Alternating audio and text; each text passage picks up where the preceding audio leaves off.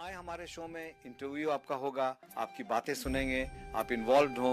The topics can be anything, जो आपको अच्छा लगे. मैं बातें कर सकता हूँ योगा के बारे में.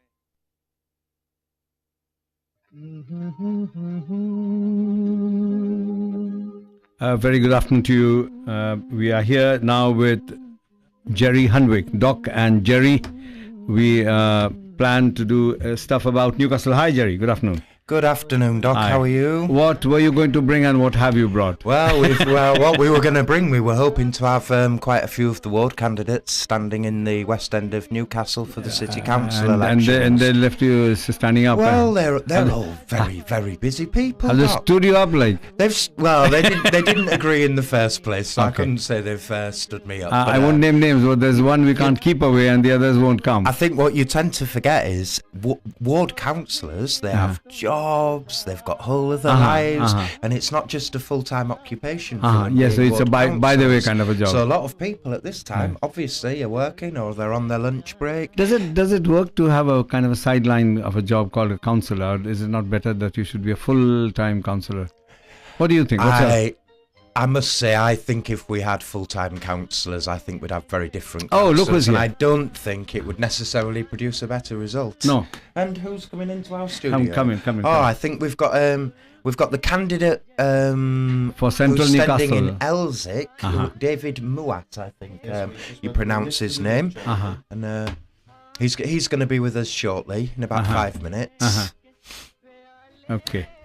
And, so maybe you could get closer to each other. He'll come without causing a stir. STIR. David's gonna do the speaking. Okay. Okay. So we'll keep his mind away from the microphone. Okay. Well, you can have one set of headphones and the next one, so you can see what's going on in the background. In the background, I'm running some music. Well, सुनने वाले कल Professor Tariq Ahmed का show है. Professor Tariq Ahmed, highly intelligent journalist. Teaches English, is a professor of English in Newcastle College, and 3 of his sons, 2 are doctors, and 1 at the age of 24 is doing a PhD. They must be eating right, exercising right, and thinking right, because at that young age, his wife is also a working person.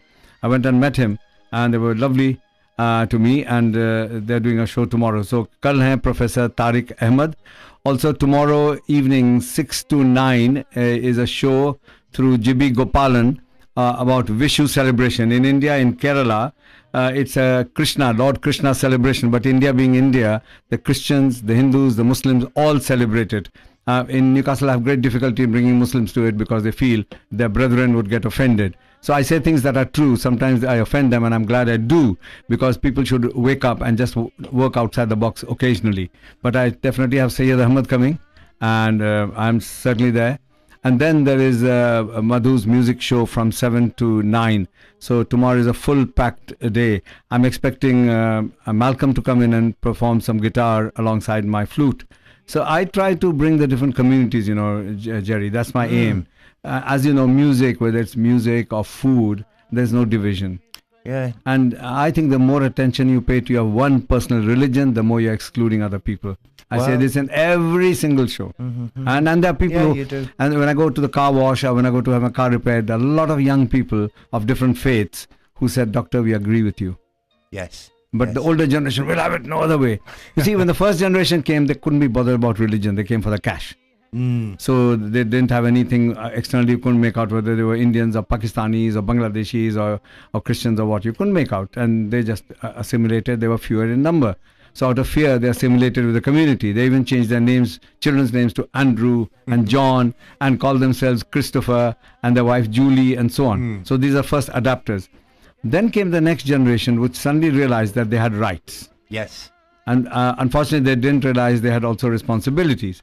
So these guys with rights, suddenly they became super Indian or Pakistani or Muslim or Hindu. So they went to the extreme of not living here emotionally, but living there. Yes, I know what you mean. But the next generation is where there's adaptation and genuine adaptation, where they can have English friends. They can also go to the mosque or the temple. Yeah. But they can also have very good English friends and not just tolerating, but actually enjoying each other's company. So it's a generational thing. You'll see the same thing. It's a generational thing. If you see people who went to Australia, first they went and just worked hard, earned the money. Then the Americans went in and thought Elvis Presley was the president of Australia. And then the next generation is not bothered about any of that. We Australians, we're not bothered whether you came from Czechoslovakia or India or Japan or even America, isn't it? Yeah. So it's a cyclical thing. So at the minute, my diaspora, the Indian Pakistani diaspora, is going through the throes of adapting. And they have a lot of difficulties.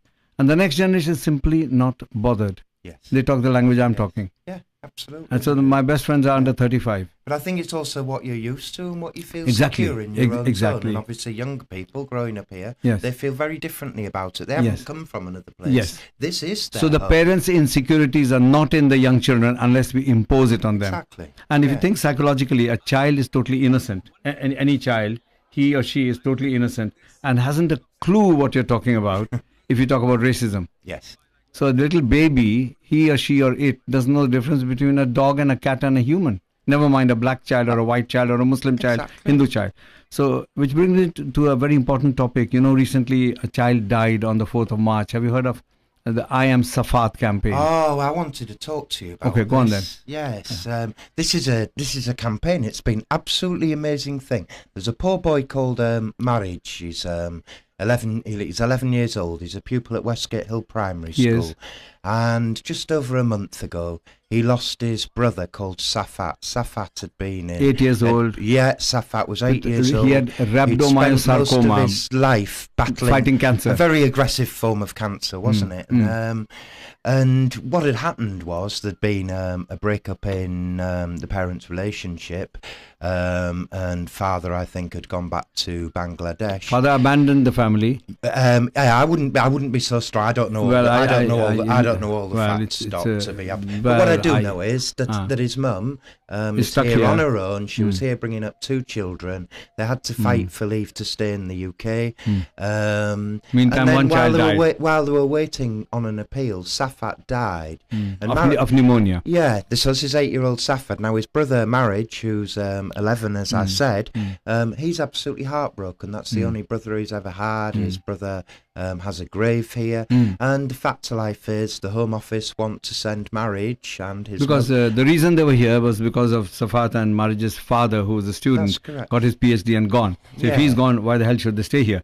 But if you look at it from the human point of view, they haven't generated that cancer to have the benefits of a welfare state. Oh, totally. They haven't come here except, and he'll, the child, well, you can very cruelly say, well, the child died, now end of story, go home. Yeah. But England is not a country like that. England is not Australia. England is not America. We don't only allow talented people. In fact, perhaps England has gone to the other extreme. Everyone's welcome and please swamp us. That can be said. I do believe there's a case every now and again for like a compassionate appeal. I mean, this is the only home. The humane thing. I mean, Marriage was what, 3, 4 when he came over here? Yes. He hasn't known any other home, Exactly. the poor lad. He speaks English. That is the language that he gets by with everybody. Yes. And so, particularly on this, he's a brown English lad. The petition, and it's online at I Am Safat. I Am and Safat. Safat is spelled SAFF for Freddie, A-T. S-A-F-F-A-T, yeah. And you can go and sign the petition there. But the petition was only started just before the week. Just very early days. We've got 2,000 few hundred signatures now. They've got 10,000. There's over 10,000 signatures. Okay, could you swap seats? Could you let Dipu say his piece? Dipu, we're talking Safat. We can't have Dipu in the studio and not talk Safat because. So we are just talking Safat. How many have you got now by now, Dipu? How many signatures have you got? Hang on. Just coming into the studio at the most opportune moment ever. This is a proper community radio. Is Elsic councillor Dipu had, and he was the one who started the thing petition, going. So I Am Safat. And we were just saying, Dipu, that it's got it had nearly 10,500 signatures this morning. Yeah. Sorry, we're just checking that we can hear Dipu on air, or that you can hear him on. Don't touch the mic, crackles. I like my headphones working. Oh, this is spice. No, this morning, as of now, I think it's 11,500. So, really? Yeah. So the numbers are going up and up and up. I was just listening to the radio on the way here. I think you just said exactly what's going on. You know what's going on. The Safat campaign is obviously on a humanitarian basis. On a compassion basis, and it'll be very sad to see a young child who's brought up in this country as local as you are, and who's lost who's lost a loved one, who's traumatized, who's getting counseling from the school, support from the school. Highly intelligent young lad, same as his brother Safat. And the school are behind this and the community are behind this, and I've already got 11,561 signatures on the petition, which shows that the people of the UK, the people of Newcastle are supporting this campaign. So the facts are that here's an 11-year-old who has been here 8 years and knows only English, more or less. His brother is buried here. His mother is here. His father is gone away to Bangladesh. So the mother has nothing to look forward to in Bangladesh. The brother has nothing to look for. The son has nothing to look forward to Bangladesh. And they're just two little people. And but what we have to understand, I think we have to make this clear, and it's quite important. They came to this country as overseas students, knowing that they are going to go back. So we know that. That's fact, yeah. So someone can't come to this country and then say, "Oh, look, I want to stay now." Their circumstance changed when they came to this country. And the mother is highly educated. The father is highly educated. They're not somebody who just came to scrounge benefits and they didn't generate cancer. No. Unfortunately, when Safat, when they came to this country, circumstance changed. The father has now left the mother, so the mother's got nowhere to go. The mother is going through depression. She needs her medication and she needs her support, counselling support in this country. Marriage himself is going through the same difficult time. bereavement. He's getting counselling from school. He needs that support. So and taking him away from the resting place of his brother, Safat, that will be a hard blow for any child, and that's why we have started this campaign. So I can inform you and tell you that Sunny Vadera, Hindu Temple president, he's giving a letter. Jarnail Singh, secretary of the Gurdwara, he's giving a letter. Sanam, who is Pakistan Cultural Society president, he's giving a letter. So from the three main communities, by tonight, about early tomorrow morning, I'll give you 3 letters. Fantastic. And it's great just to see support from all sides of the community, and I think that's what it is. That's what our community is about. I know, give another example, when Pegida came to town, we had 3,000 people. Us, yes, and we had people from all different backgrounds saying that there's not going to be any people promoting hate in our city. In fact, you said thank God for Pegida, and everyone clapped. Yeah. Because so in a slightly much more painful way, but again, if we can allow this cancer, the death of a child, and all the betrayal and pain and that the family is suffering, to help the communities get together in the pain of the innocence of children. Because children don't have politics, they don't have religion, they are not divided from country of origin, they're just children. And that's children do bring us together, they make us innocent. Isn't it? Children make adults think of it. Yeah, and I must say, I think this campaign has really touched people. I was amazed because doing my reporting, it was only just a few days ago, this petition only had 2,000 signatures, and I'm looking now at my screen, and there's been another few just come on in the last few minutes we've been talking. There are 11,563 signatures now, which is a phenomenal response. Well, the Northeast is amazing. That plight is touching the old guy who was beaten up in Gateshead. And suddenly the woman collects 300,000 pounds. Yeah. So there is a lot of generosity in a poorer area as we see ourselves. There's a compassion. I mean, the Northeast is amazing. It's not the same. We're not a rich area as well. So but that's why we are friendly. If you're rich and snooty, then you'd have long drives and you'd be apart. So we're in a loving community. We're in a really, really generous area, and I think that the human spirit here in Newcastle is just absolutely amazing, and it transcends all types of people, and and in a way it brings people together because it's something human that you can unite around. It goes beyond race, religion, country of origin, language, clothes, whatever. But yeah, I'm happy everyone's pleased, but the main thing is that the mother and marriage stay in this country. This is our hope and desire. This is our desire, and I think hopefully the way it's going, we've got a strong case, and Liaquat Latif of Latif Solicitors, he's been absolutely great. I mean, Liaquat Solicitors, don't think I should be saying this a lot. I'll say that they're working pro bono and free. Completely. Oh well. And they're just a private company giving all the time for nothing. And the school as well. I mean, the school are really behind this, are very supportive of this, and so the school are taking a lead in a different way. But what we're going to do next? So we've got the petition, which is great. All the faith communities have been involved and spoken to. Everybody knows about it.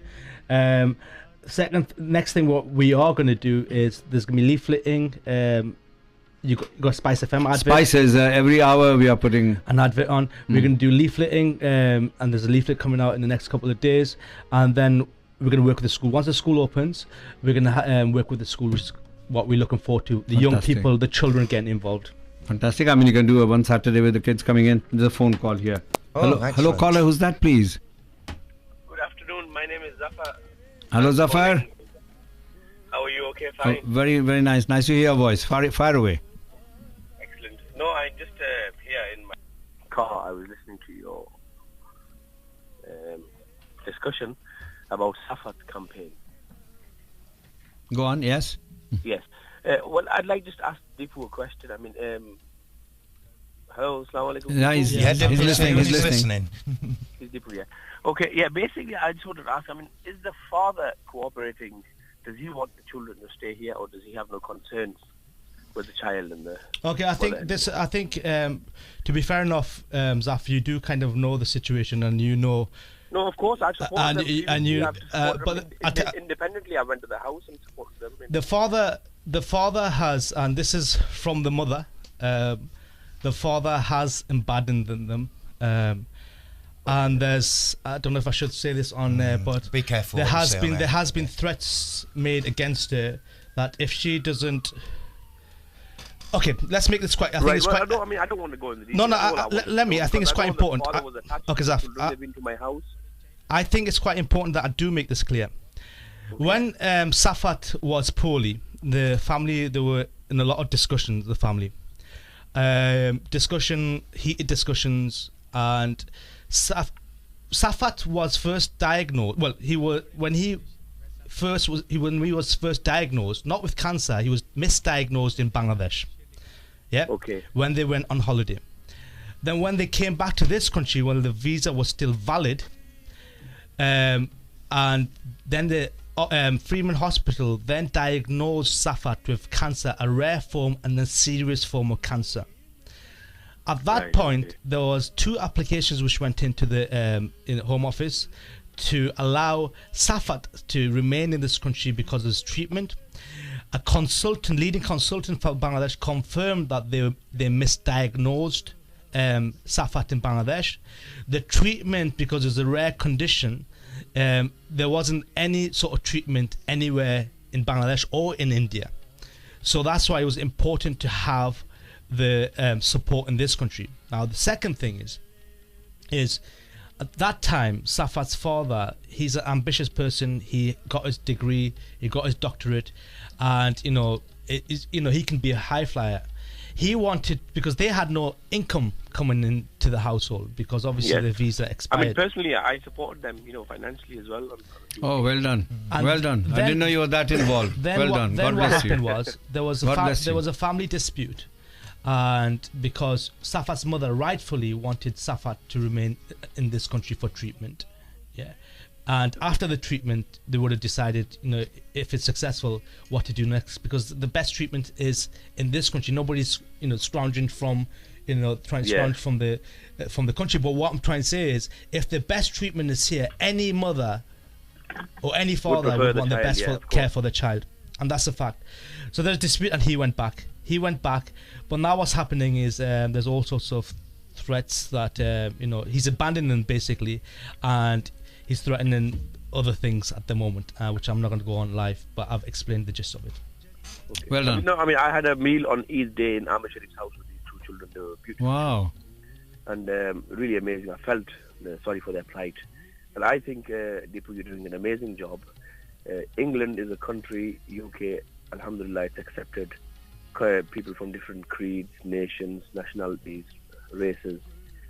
And I feel that, inshallah, by your efforts and the efforts of everybody that are involved in this, that England will show some sympathy towards this child and this mother. And I hope that they get the best of result with your efforts and with everybody's efforts, and especially Doc as well. No, I'm just listening to you. I'm very impressed and touched that you know of this case. I'm so sorry I didn't know earlier. I would have been involved then. It's a human thing, Through Naveed Sharif, I helped that family. Wow. God bless you. God bless you. But, so So this is our. I mean, we all one. We're all together in this. Bilkul, bilkul. Yeah, And I think if it's anybody's important. in difficulty, this is. That's what you I are think it's here. important, Zaf. I mean, for me, it's like anyone who has a divorce, or we do not want that.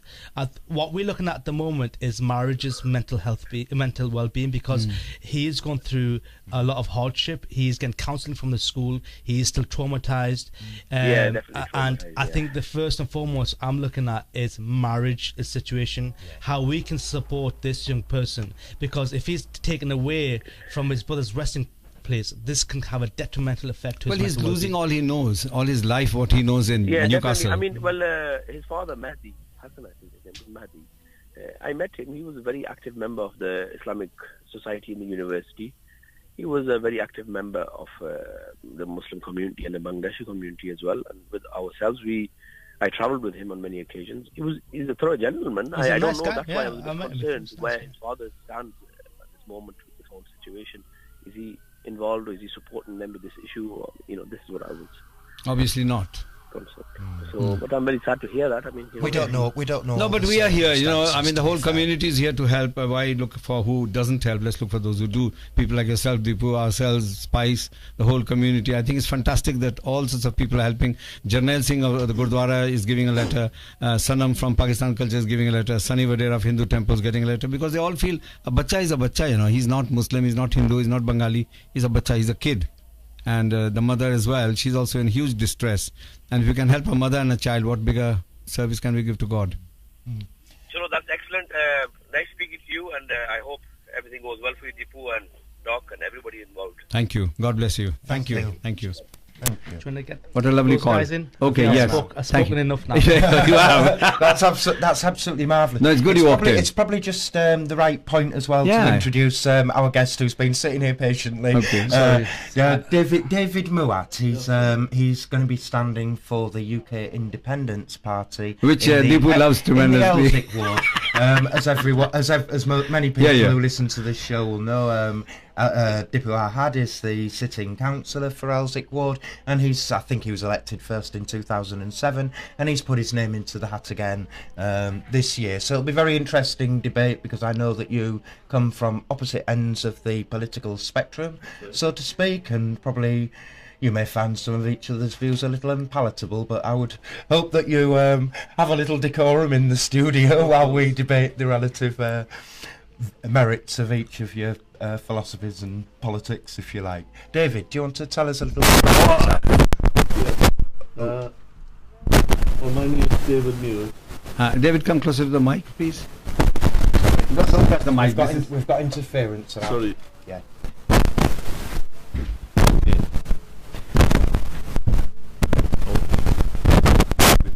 Sorry, folks. We've just got a bit of interference on the mic here. the mic connections are loose. This is Spice FM. I think I just messed it up. We're not going to blame our guest. Okay, that's fine. Yes, David. Okay, we're back. I am the UKIP candidate for Elsick. For the very first time, actually, that the UKIP candidate stood in the Elsick ward. So let's hope that that's a good omen.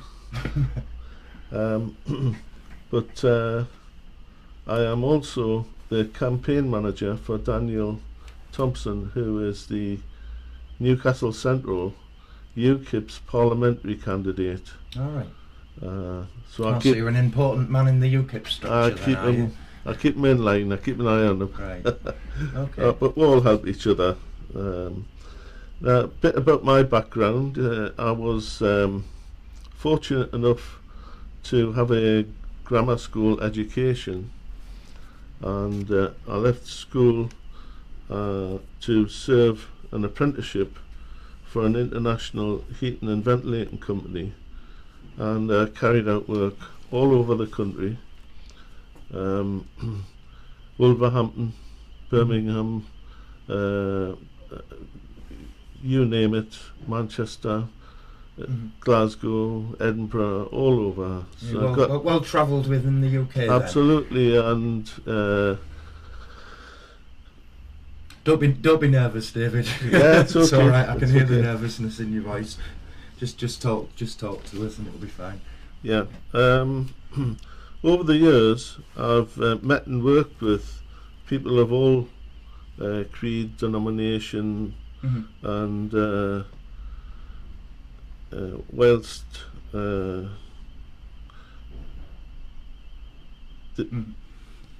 I beg your pardon, sorry. So it's quite alright, yeah. So you've worked all over, and you've Yeah. worked with different people from different creeds and faiths. Yes, that's right. And I also set up and ran several businesses over the years. Most recently, an embroidery design and manufacturing company. Alright. Unfortunately, due to So ill really- health, I had Alright. to retire early. Oh, sorry to hear that. So I was going to say embroidery is quite a big difference to plumbing, isn't it? just a bit, absolutely. I think I made a mental note to be out of the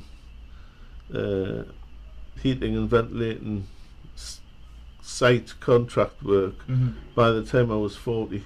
Right. But I didn't manage to achieve it, so I kept on. Fair enough, fair enough. And So at one point, I was actually running 2 businesses. Right. Okay. So you and were they successful businesses? Would you describe Yes. yourself as a successful businessman? I would say so. Aye.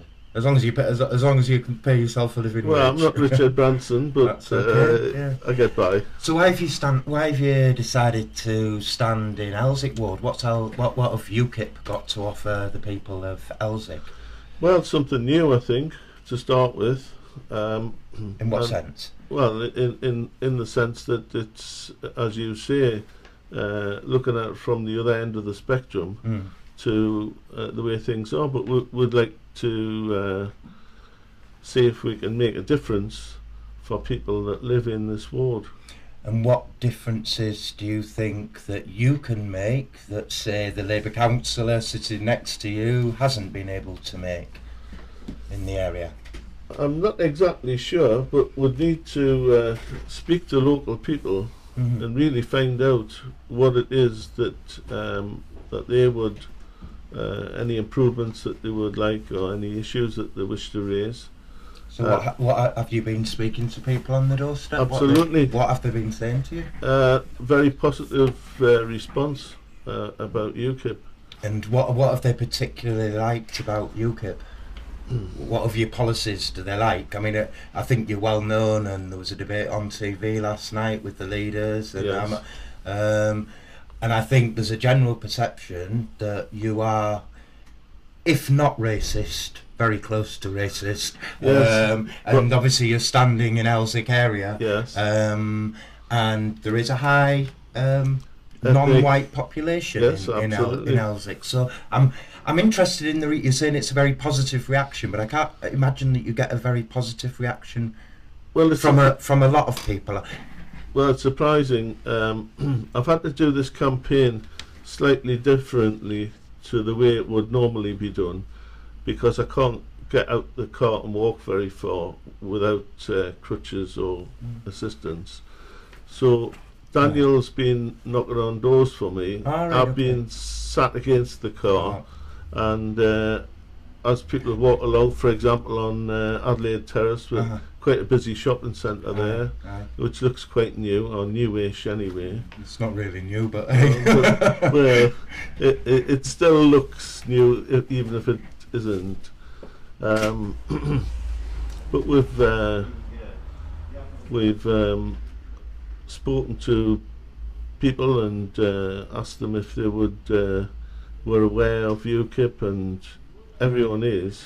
Right. I suppose what I'm really trying to drive and get out of you, David, is really exactly some of the key things that you're standing in. I mean, you always. I mean, Nigel Farage said it last night on the TV in that leaders' debate, and he was saying that we need to restrict immigration. He did say from the EU, and he did qualify it. So Yes. I'll be fair, but that is a big rub, isn't it, for a lot of people who've come to this country have come from immigrant stock, and I imagine pretty much most of all of us have in some way come from immigrant stock if we look far back enough in history. True. And immigrants, I mean, I think the Green Party were making the point, immigrants bring a lot of value to the country. So how are you going to Is it a thing against people of different races, Not at or is it simply immigration that's the problem? It's just numbers, basically. The problems that we're having now, resources are stretched to a maximum, and there has to be some form of control over the number of people that come into the country. And how do you impose that form of control? Well, as you know, Nigel Farage has decided that the best way to attain that is to have a referendum on the EU and then pull out of Europe and regain the ability to handle our own borders, because we're not able to change. I think, there could be, was it 50 million immigrants from across Europe would actually have the capability of coming into this country under the present. But they're clearly not doing, are they? Well, there's considerable numbers coming through. I mean, we're talking about every country in Europe and virtually everyone coming over. But so if this policy of yours was implemented, what practical benefits would it say bring to the people who live in Elsick? well, Just the ordinary, man and woman and child in Elsick. Because I think that's what a lot of people are focusing on in this. well, services. Local elections and the general elections. It's like, what better things will happen if we decide to put our vote for you rather than put it for some other candidate? Well, there's first of all, we'll be able to control the borders, and then make sure that the people that are coming into the country bring some value. In other words, But I really get you for future, but how are your policies actually going to help people in the here and the now in Elsie? What are you going to do in the city if you're elected? Yes. Instead of Dipu, people elect you Yes. as their. What things would you be championing? What things would you be fighting for? What things would you say, look, I want this for the people of Elsie? yes. And that's can you hear me? That's Yes, where I'm exactly. coming from. Well, I have some ideas, but obviously the people that live here will probably know better than me, so it's a question of meeting them, speaking with them, and then being able to. All right. Well, look, I'll tell you what I'm going to do. I'm going to put Yes. more or less the same, because I don't want you to have everything without Right. Dipu actually having any chance to come back to you. Whatever. As I said, Dipu Ahad has been the sitting councillor in Elsick Ward since 2007. Am I right? Yeah. Yeah. And he's, The way you say sitting as if he's been sitting idle. he's He's been a super active guy. The one thing I know. He's my is that friend this and man- ex-patient, so you can't say All right. sitting. Well. I'm only teasing. I'm only teasing. The one thing I do know is that Dipu has in fact been amazingly active as a councillor, and he campaigns on many issues. He has I know personally has campaigned on many unpopular issues that don't go down so well in some parts of the community. One of the most recent things he was involved in was talking about violence against women in the Asian community, and a very brave thing to stand up, because obviously I think there's a perception perhaps that some of the older generation are not really representing the Muslim population here correctly. But anyway, yes, you have been active, Dipu. That's by way of introduction. And do you want to respond to some of the points that I've put to David there? I mean, so some of the point. I mean, I think me being a Newcastle City Councillor, I think it's a real privilege of mine to be an Elsick Ward Councillor and a City Councillor. City being this is a city which has taken me in from the age of 3 months, and Elsick being Elsick Ward Councillor because this is the place when we first came from Bangladesh at the age of 3 months. Mm-hmm. We came to Elsick, so being an Elsick Ward Councillor and still living in Elsick is such a privilege of mine, and it's absolutely it has its difficulties. It does have its living in the ward, knowing in the ward, and being too attached to the ward does have its difficulties. You mustn't get any time to yourself. I don't. I mean, I do get calls, knock on the door every so often. Dipu, this needs to be done. Dipu, this hasn't been done. Dipu, what are you doing? And that's what you want from residents, to knock on that door, to call you at 1 o'clock, 12 o'clock, midnight, and say, Dipu, you know, we need this done.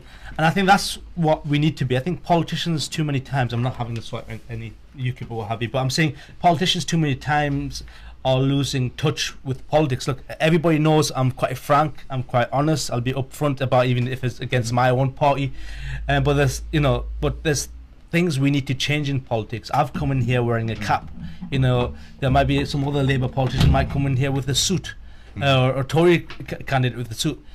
People are losing touch with people, and that's the main thing. And I think it's important that we connect with people. I'm not perfect, I'll make a lot of mistakes every day. I make mistakes every day, I might say the wrong thing, but at the end of the day, I'm a human being, and I believe in the people of Welswick, and I believe in the people of Newcastle, and this is who I am. These are people who took me in, and I'm part of society now. It took a long time for me to be part of the society because of all the racism, discrimination, but now I am part of this community. I am part of Newcastle. I am a Newcastle City Councillor, and I'm here to be a voice for the people, and that's my first and foremost goal. Brilliant. That's absolutely great. May I come in a little bit about race? Last time I sorry. had a long discussion with David, who's miraculously sitting totally quietly. Daniel. Daniel. And Daniel, we clarified that the worry wasn't people from the Asian subcontinent, because they have to jump through hoop after hoop after hoop till they can get in. So the most talented and like the PhD guy, like Marriages and Safa's father, like myself, I said I come with £250,000 worth of medical degree, so I'm not kind of taking anyone's job. I take the rubbishest practice and make it better. That's what Asians have done. But your main concern was Europe, wasn't it? That people can just walk in. You can have a highly qualified German doctor. He's a great psychiatrist, but he can't speak English at all. And Geordie, he doesn't understand one iota.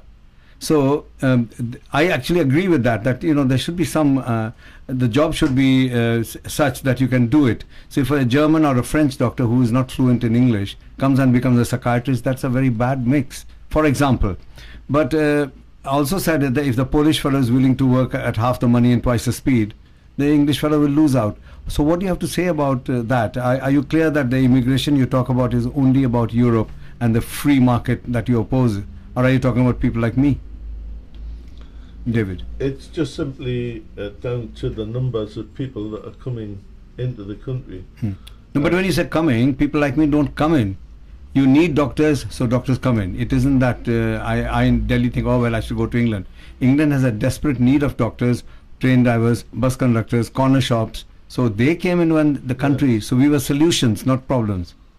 But now when you open the floodgates of Europe and English people have become slightly lazy and the welfare state has taken over, why bother when you can, people say to me, it's better being off on the dole than working. And that is a very sad state. It's a culture we've got to get away from. Okay. I mean, you're a personal private businessman, so you completely the other way. You say, even if I'm dying, I'll go to work. Exactly. Yeah, I can imagine. You can't be ill and take time off when you're self-employed. You simply have okay, to Dipu, throw in the mix. What do you think? Sorry, Dipu. No, after you. No, you're the guest. I just feel as though, okay, I can understand, you know, I think when our parents came from the Indian subcontinent and, you know, and as economic migrants, I mean, we supported, I mean, to be honest, I'll give you an example.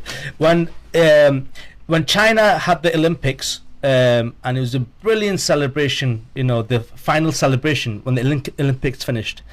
So beautiful, the Chinese culture. And then for the and then the Brits came in. Do you know how that the ceremony at the end, and the Brits are going to have their next world Olympics. They had their ceremony, and the greatest thing about that ceremony was, for me, is you had the Chinese culture, but then you had the British culture which came in, and it wasn't people from one community. It was black, Chinese, Indians, Eastern Europeans, all dancing, all contributing to that celebration.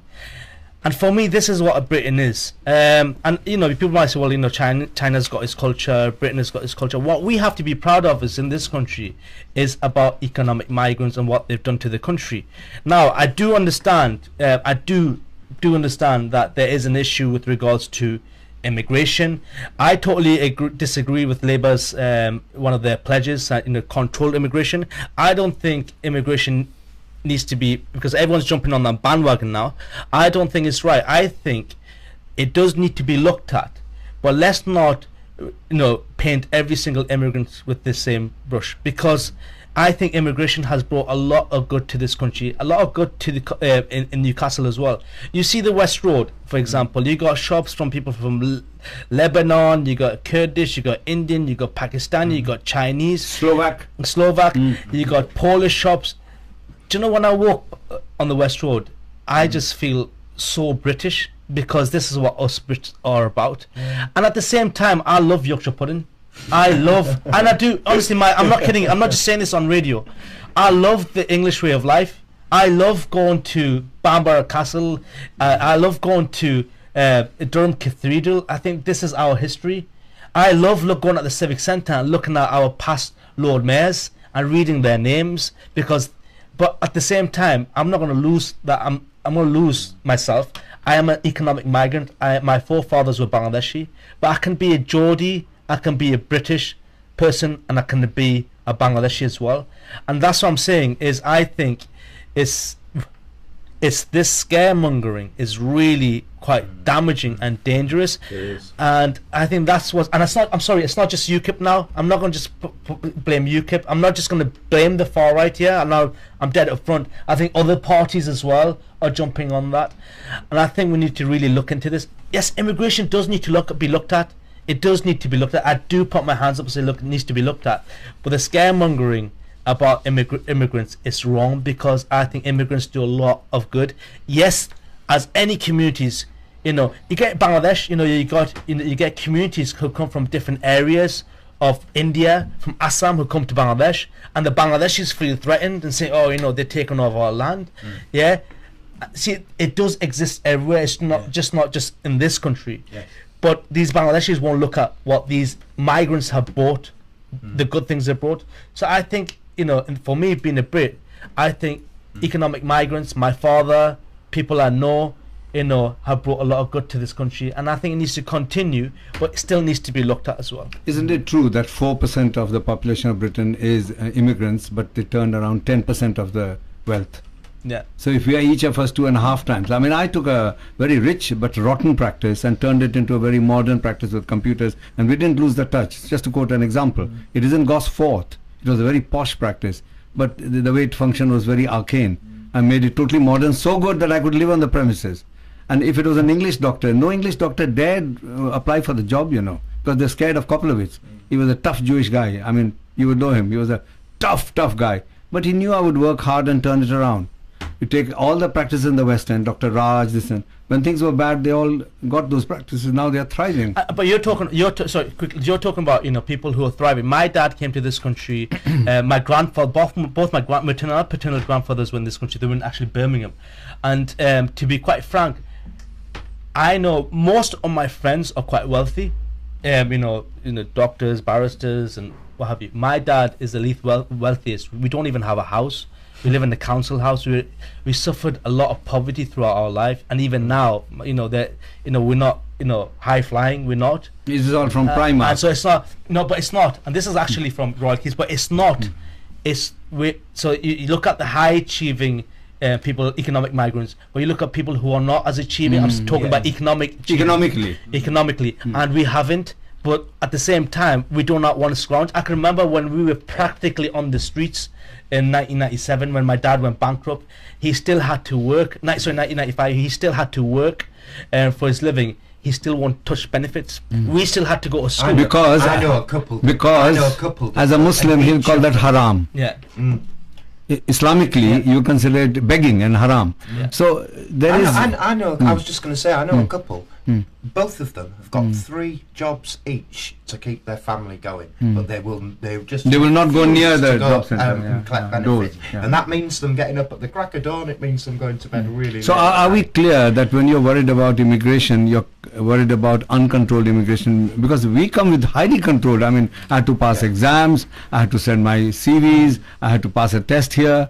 and so on. So the Asians don't just walk in. Yeah, isn't this a problem, David? Because I mean, it does seem to be clear that this country does rely on immigrants coming in, and we do need immigrants. And like Doc said, actually, this country is facing a huge shortage of doctors because a whole load of them are actually contemplating leaving, and we need those skills coming in. Especially, I know one of your key issue areas is the NHS. How are we actually going to be able to preserve an NHS that meets the needs of people, actually, if we don't have not only the migrants, nurses from Philippines, but some of these more, yes. Some of these more educated migrants. So I'm just wondering, David, because some of it sometimes does seem to border on a bit of scaring. It always seems to be Europe's making laws for us. People are coming in, taking it, and it's like as though some alien forces coming in. When I listen to UKIP, it sounds as if some alien forces invading the country and we're all going to get taken over, and I don't know, maybe we'll all end up as zombies, and it sort of feels weird. Well, what should I say first? First of all, I'm pleased that you like Yorkshire puddings. Because I do, and I also like chicken vindaloo. So does that make me fully integrated? Yes, you are. Yes, you are. If you are eating chicken, By the way, chicken vindaloo is a British dish. It's a British dish. It never. You won't get it in India. It was actually created. It's a corn. It's a corn. And if you go to India and ask for papadom, you'll get nothing. You might get a condom because it's papad. It's not papadom. So These are British words, you know. I've exposed the myth there. Sorry, David. Yeah. Yeah, no problem. The thing with the NHS is there's been an absolute huge amount of money spent on private funded building of hospitals, to the extent that we've got to pay back about 8 times the cost of the hospital under the PFI. Okay. Don't dispute that, but what about the question of people qualified, skilled to come in and do the jobs Well, we that are need needed more. to be done? That's the point. But So we do need immigration. yes, but it needs to be controlled. So it is controlled. The doctors don't just walk in. Can I tell you, the exam that is held in this country, 50% of English doctors fail. It's just a money-making racket. Okay, test my language skills. But if you give me an exam in Scottish, I don't know what the hell you're talking about. Like, you know, if a professor of medicine comes from All India Institute of Medical Science or Dhaka University, and you talk to him in Gerry, how the hell would he know what you're talking about? Like, but it takes a bit time. So it's a very tough exam. It's a money-making racket. But English doctors, 50% fail that exam. English-born doctors. So we are totally controlled. You know, you're talking as if doctors just fly in, have a ticket, and you're in Newcastle. It's a very, very super control system. And do you not think as well, David, it's something to do, it's not necessarily to do with migrants. I understand your position, and I understand the Australian model, and I think for Australia, for an island like Australia, obviously I understand why they do that in Australia, and the same in New Zealand as well. They haven't actually the resources to deal with those things. But actually what we're talking about is about a mismatch between what business is looking for and actually what people are trained to do on the ground. And surely the problem doesn't lie in immigrants coming into our country, filling in the gaps, if you like. The problem lies within our own country and the failure to train our own people to take jobs in the new economies that are developing. I mean, that's my take on it, and I'm not saying I'm right or wrong. I'm being probably devil's advocate. I think you've got a point there. You know, I think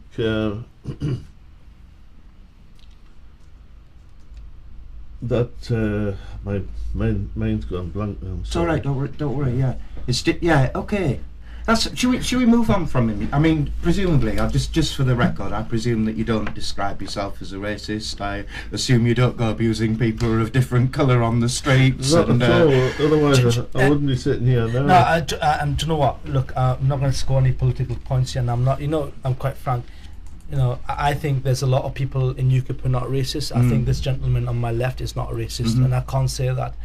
In no way, and I'm sitting next to you, have I seen any racist tendency at all. But there might be, but that's not saying, like, the EDL will claim as an organisation they're not racist or they haven't got racist tendencies.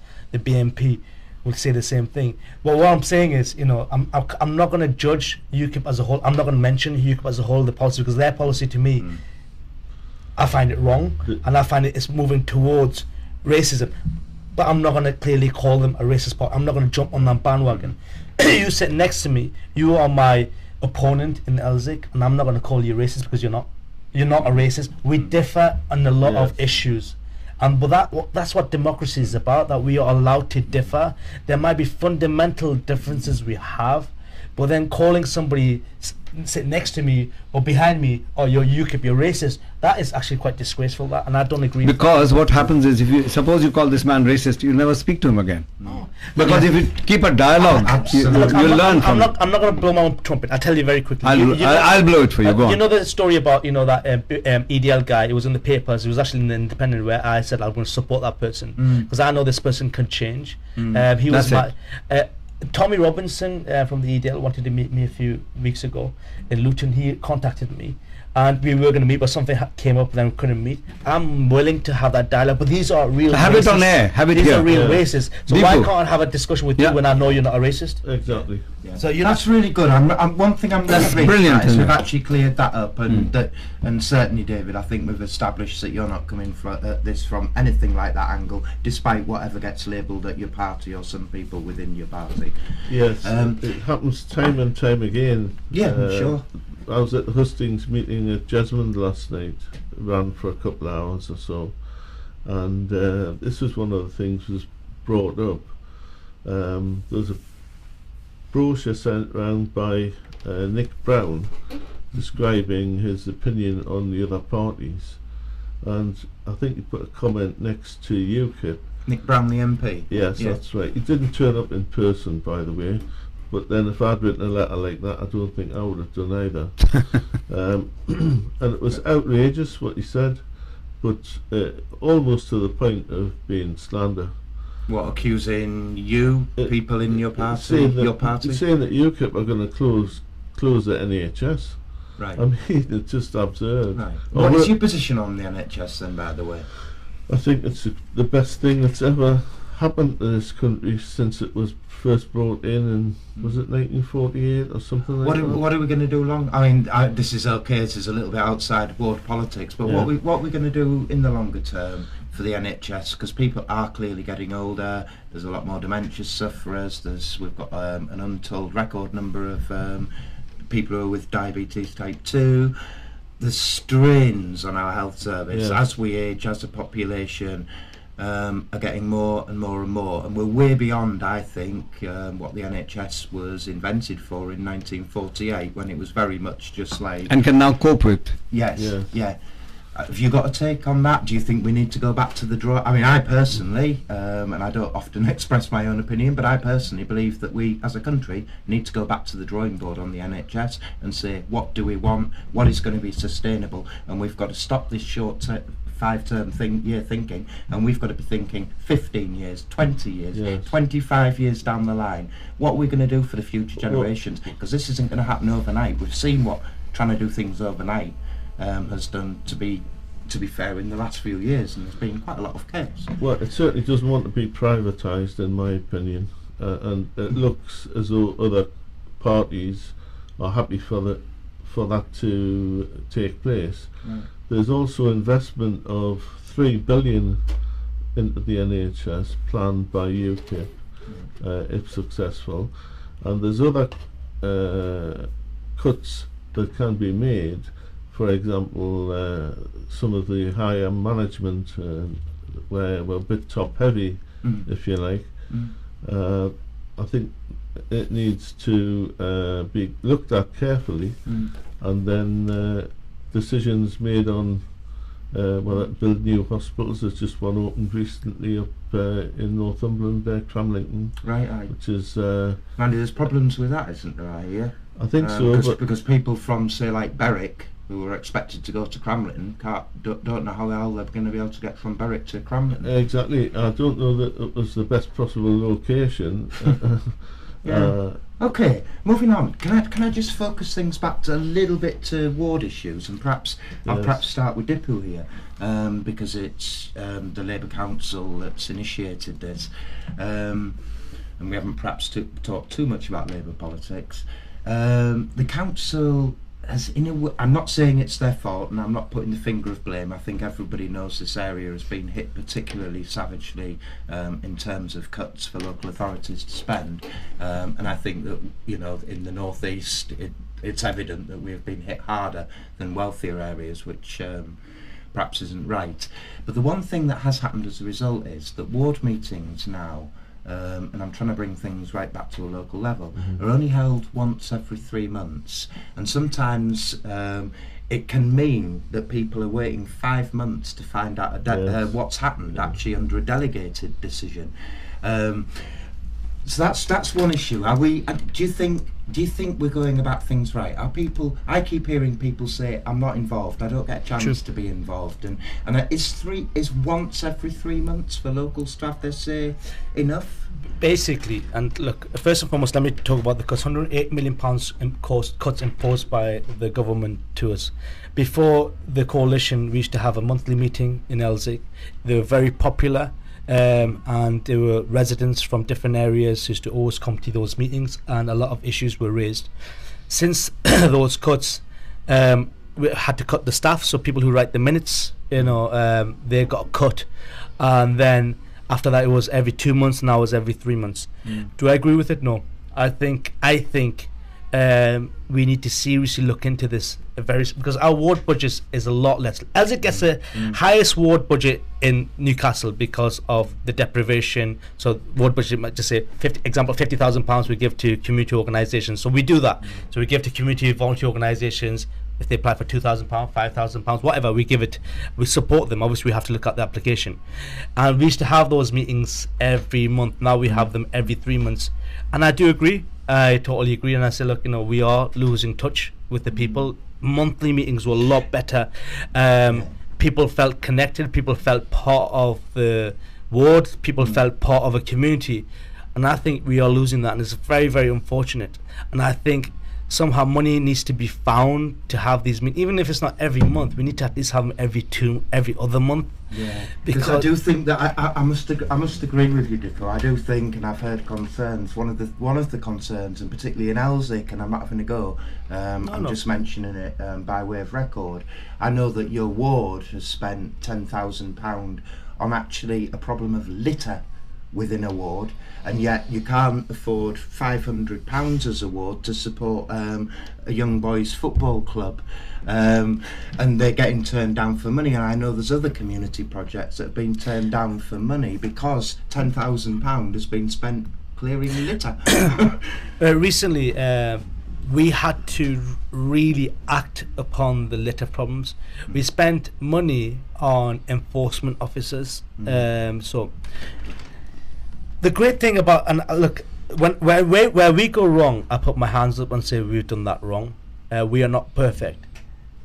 People from other wards look at Elsick as an example. People from Scotswood and Westgate come to us because they know we will support this organisation. Yeah. We'll support this group, who it might be any sort of group, and we honestly have always support community volunteer organizations. But the applications have to be right. The applications have to be, all the people from Elsick ward, what value is going to give, what have you.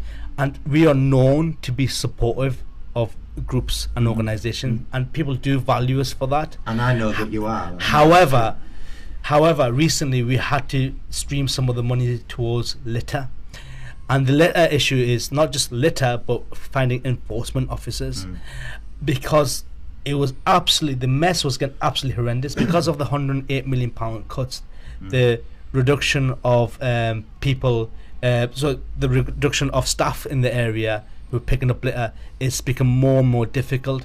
The other day, I've got pictures on my phone when I go out every other day to check. It was absolutely horrendous. I see city council staff when I go to gym at 7 o'clock in the morning, get out at 6:30 in the morning because I've got a busy day, and I see these council officers putting their hands in the litter, putting bins 6:30 in the morning. It really does sadden me, but they're doing a fantastic job. However, there's people in the area who do not respect the area. People just throwing bins out, settees out, and absolutely disgusting somewhere, and that's attracting vermin. So and if it attracts vermin, it's not good for the area, and if the area looks bad, it reiterates the issue. Goes away and, Reiterates the issue that it's a deprived area. So we had to employ enforcement officers, and I do understand that means that some funding had to be sacrificed for a football group, and it's very, very unfortunate. And I'll put my hands up. Any politician will come here and say, I've got an answer to this, I've got an answer to that. The little problem at this moment, I do not have an answer. I do not have an answer to what else to do. And how much else do we educate the residents? How much more do we speak to them and say, look, this is how it's needed to be done. This is the bin collection days. This is your area. You need to respect it. But I am failing. And to be honest, the vast majority of people in Elsick are feeling sad living in Elsick at the moment. And putting that aside, there's added issues of the bedroom tax, which has an effect on the residents of Elsick, the poverty since the coalition's got in Elsick, the food bank, which is directly opposite my house, the biggest food bank in the country, which has thousands of people attending. It's been in major national newspapers.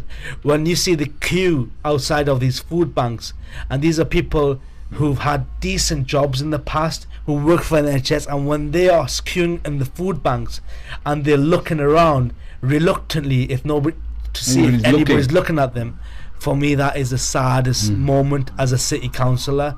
And I'll put my hands up and say another thing is, this year I was going to quit. I wasn't going to stand again, because I thought the effect the people in Elsick are having at the moment, and the people in Elsick not being valued, people with deprivation not being valued, I said, what's the point? But then I thought, if I quit, then there'll be one less voice for the people in Elsick, and that's why I'm standing again. Honestly, thanks, Dipu, for being so honest there, because obviously we do know, and I think we all, in a way, sympathise with the decisions that councillors have to make, and you've had to take some extremely tough decisions. I'm not saying they might be the decisions I took, but it's clear that you've had to take some really, really tough decisions, and one way or another, you've had to hurt the people actually who you want to serve the most. David, have you got any opinions? I mean, you've heard there's some local issues like the litter, the lack of community funding for, say, youth projects. I know it's one thing that people talk about. We get a lot of complaints here. I don't know where do you live, David? Is it I live in High Heaton. High Heaton, right. More or less next to the Freeman Hospital. Right. The litter problem is throughout the city. What's happened over in Paddy Freeman's Park, my wife will take the dog for a walk, and they took all of the bins away, bought about 2, which means that if your dog does its business and you have to pick it up and bag it, you've got to carry it around the park with you till you find the bin. So I'm a dog owner too, I know the problem. Yeah. But to take the bins away, it just seemed like What do we need more of then? Do you think that Labour has made in this city has made the best decisions that could have been made for this city in the circumstances in which the Labour council found itself? I don't think it's made the best decisions that it could have done. What could it have done differently? Well, we changed from collection every week on bins to a collection once a fortnight, and on some of the brown bins I think it's even longer than. Hello, caller. Hello. Oh, hang on, we've got a call. Yes, Sorry, hello, David, caller. we've got a caller. Fire away. Who's that, please? Hello? Hello, caller. Your voice came and disappeared. Yeah, you've gone. Just ring again if you would. Yes. Okay, carry on. Sorry, David. Yeah, sorry to interrupt you there. So the decisions that you're talking about, the fortnightly and weekly collections there? Well, I thought that was a short-term measure that would be under this austerity for a short while, and then would be back to normal service. So how is it going to... I'm now being devil's advocate. Yeah. Once you've actually withdrawn a service, how do you refinance a service again, so it's not going to be short-term? What would you have done differently? So you actually think do you think the big problem is fortnightly bin collections? Well, I think that's the main problem. There may be other factors that Dipu is aware of in this particular area that I don't know. I did notice when I was driving around the estate, and particularly coming up Westgate Road to get here, that and I made a mental note to mention it so you you jogged my memory on it. All right. Thanks. It needs to be sorted. There's no way it should be every 2 weeks. It should be every week, and then that'll hopefully stop any surplus happening. But then, of course, it's education and enforcement. Finally, if people keep doing it, it needs to be. Nobody wants to live, and it encourages, all sorts of things: rats, vermin. All I think is, if you've got to make cuts of the magnitude that have happened to this city, I mean, these are enormous cuts. I can't remember anything like this happening to any council anywhere, and I've been around a few years. I mean, they're absolutely enormous. They were savage, the cuts, and I don't. Where else would you have cut then? I don't know. I think we'd have to look at. Or would you not have cut, or would you have just had a budget that didn't balance and say, right, let the government come in and run the city council? Well, I suppose that's one option, but not one that you would take lightly. No, it's not. I mean, most people would probably say it's not financially responsible. No. And as guardians of the city, which as councillors one is, I'm wondering Yes. what radical alternative that UKIP is going to offer in Elsick, really, and perhaps in other West End wards, because we don't differ that greatly. I mean, Elsick is very similar in many ways to Benwell and Scotswood. Yes. Venham's very similar to Wingrove in many they're not respects. too different, are they? I think it's just a case of having a look at the areas and prioritising what needs to be done, and make the budget match somehow. Is it then, because obviously you don't have detailed proposals for the area as such, so I'm interested in a way why you are standing is presumably to make sure that UKIP has a profile, because obviously if you're not proposing anything that's different so far, I'm wondering what it is that UKIP's looking for from a voter. Just imagine I'm a voter, because from what you told me, I'm not understanding what it is that you're offering that's different. It would make me want to vote UKIP, as would say make me want to vote for Dipu, who I know his record because he's been around as a councillor in this area for quite a while. And I'm just wondering, what is it that would make, imagine I'm off to catch a bus and you've got a few things to say to me before the bus sails off. What are the few things you say? Look, you must vote for me, Gerry, because we'll do this, and we'll do this. Well, to be honest with you, Gerry, we've been nailing people at the bus stops. We've come along the main road, we saw 4 or 5 people waiting at the bus stop, we pulled the car up, went out and spoken to them, gave them some leaflets, and said, have a look, where UKIP were hoping to do things better for you in this area. We started asking, is there anything that could be improved? But people don't seem to have a great sense of what certainly so far anyway, of what it is that they would like, and they've got a finger on the pulse. I'm obviously keen to find out what it is. Right. Okay, I need to play a break. Okay, let's play a break. Red Hot Radio. Spice FM 98.8 FM.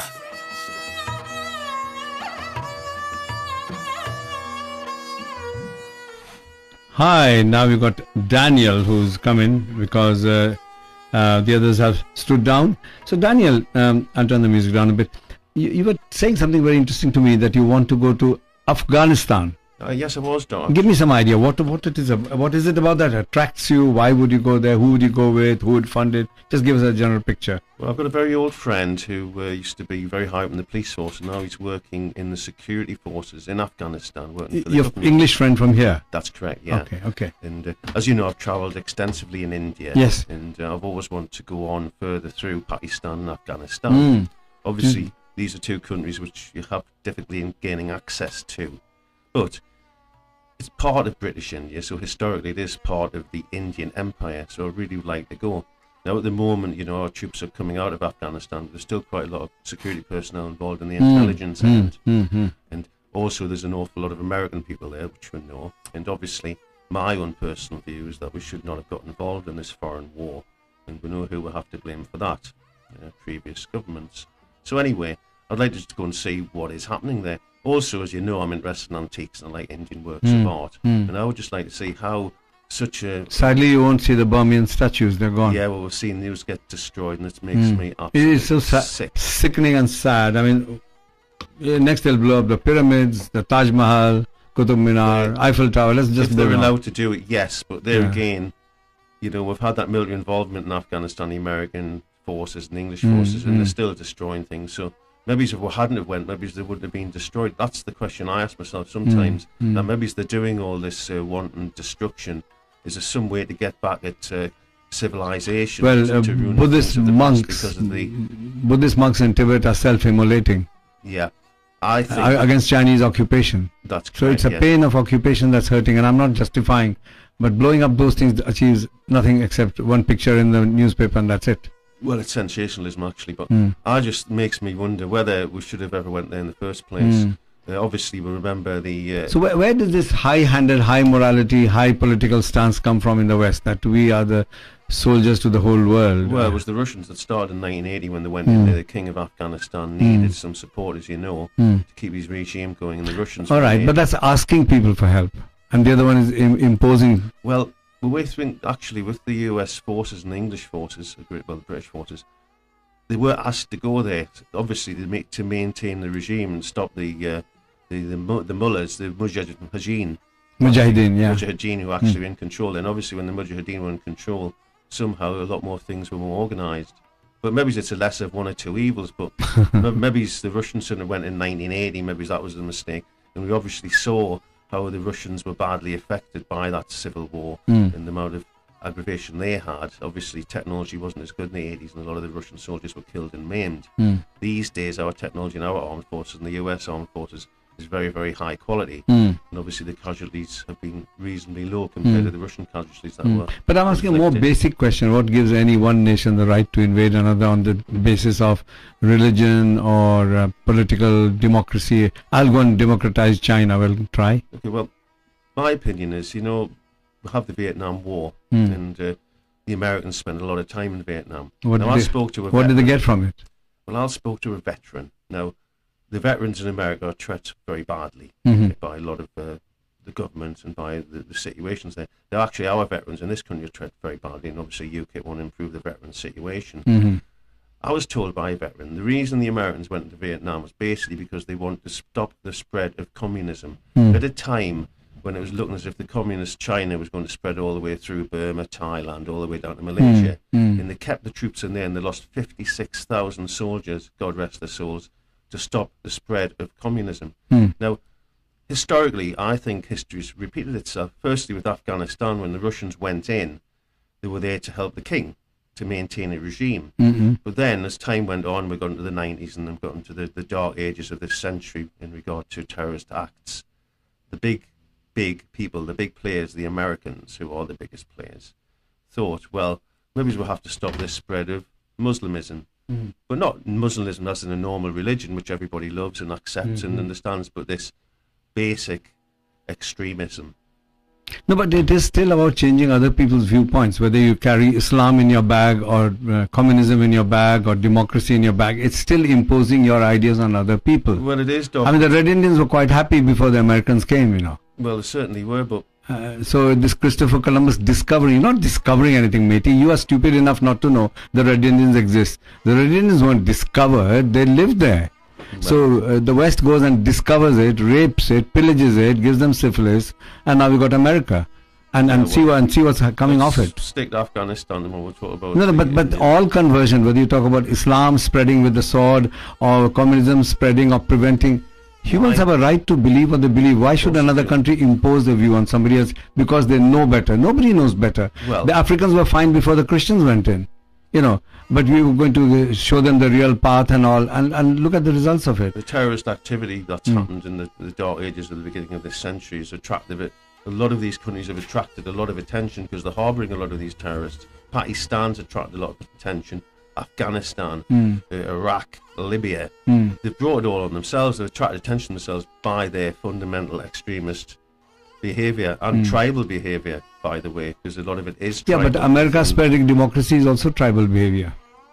It's all behaviour. which Exactly. shouldn't be So what I'm saying is, what human gives behavior. any country the right to go in? I'm really against China imposing itself on such a beautiful country as Tibet. Well, But on it's a Facebook, big- nobody's bothered because they're not Muslims, because they're not Hindus. So let them screw. It's a big international bully, boys. Yes, It's all exactly. about that. Exactly. It's you know about we all know about George Bush, Junior and Senior. Mm. We all know about Tony Blair. Mm. You know, Yes. tripartite gang of warmongers. Mm. Well, it was Genghis Khan one. There is Tony Blair and Bush now. Well, Was it? history just seems to repeat itself. Exactly. You know, so we can't really think that. Anything has changed. You know, I don't think it was a good thing that they brought Ed Miliband brought Tony Blair back to try and catch him a few votes, because I think it's just brought back very bad Yeah. memories of the warmonger Yeah. and how he can cause himself a Middle East peace envoy. I cannot understand that either. Yes. Yeah. I think the man's a joke. I think he's financed. He's lined his own pockets on the blood of innocent civilians and our British squaddies, and I think it's absolutely disgusting and it's distasteful. And actually, I think the Labour Party's probably lost. You know, rarely. I mean, when everything else fails, then war should be an option. You know, but we now jump to war just in seconds. And the United Nations mandate, if we're instructed by the United Nations to go to war with the country because it is doing things against the United Nations, they make a mandate against it, that's fair enough. But we can't just start invading countries without having the right mandate. The United Nations is the body But how to much do tooth this. does the United Nations have? Well, they seem to have less power than what they used to have. Even Because less. we've had these 3 unnecessary wars. So maybe we need to strengthen up the basis of the United Nations again. And also, obviously, NATO, we are committed to NATO, which is extremely important. But one thing which really worries me is the European Union basically wanting to have this own private army. Now, if the European Union... So has are you its own in army- NATO, and part of NATO also will incorporate the EU, will it? The North Atlantic Treaty Organisation basically is the organisation which was formed after the Second World War, which actually basically is our security For Europe. fence for everybody. With who America's wasn't- help. Everybody was in the wars of the Yes, Cold, yes. the wars of the Cold War. Uh-huh. So anyway, now the European Union thinks, well, our European Union is actually disintegrating. So let's think of a way to keep them together. Well, we'll get all the armed forces of all our European countries, we'll amalgamate into one armed force, and then it'll be a lot easier it'll be a lot more difficult for anybody to leave, because we're going to have this sort of communal army. So maybe it is a plan by the European Union to hold it together. Obviously, it's holding together at the moment, but in the future, I can see Greece leaving it and actually Great Britain. So you're totally against the EU and Britain being within it. That's right. Yeah, I'm totally Is it against because the you were European always army. against it, or because you've seen the results are not so good? Well, the European Union, it was great in 1973. It was a trade agreement, but now it's a sort of moral, social agreement. And basically, we're expanding the European Union to the Eastern Bloc countries, the former communist countries. And the people are coming from these countries. And to be honest, I don't think they have any business in this country whatsoever. It's not as if the people who've been in the Commonwealth and were historically involved with them. I don't think they have any business in this country unless they are qualified to do jobs where there's a job gap. Mm-hmm. So the open door to to Europe is not of your liking at all. As I say, as David said, we need the points-based system, just like America, just like Canada, just like Australia. We're a small island. We need the points-based system, and it will work. Trust me, it will work, and our lives will be made better by leaving the European Union, stopping this open-door migration, and having a points-based system. So how do we extricate, just for argument's sake, the whole country decides to vote and say, no, we want to leave the Union. What will be the fallout of that decision? Well, you will look at the referendum which Nicola Sturgeon and Alex Salmond put together very skillfully, and they nearly won for Scottish independence. And they lost the referendum, and funnily, the Scottish National Party's actually never ever been so popular. And now Nicola Sturgeon, if she collaborates with Red Ed, they're going to have another referendum.